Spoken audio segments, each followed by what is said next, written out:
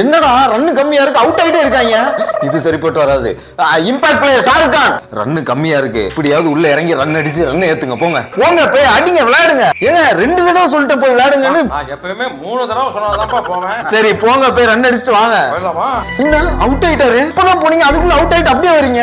நான் பால் போடுறப்ப ஏறி அடிக்கலாம் ஏறனா. சரி ஒரு தமிழனை நேருக்கு நேரா சமாளிக்க முடியாம பால் அப்படியே பின்னாடி போட்டு தூக்கி விட்டாப்பா.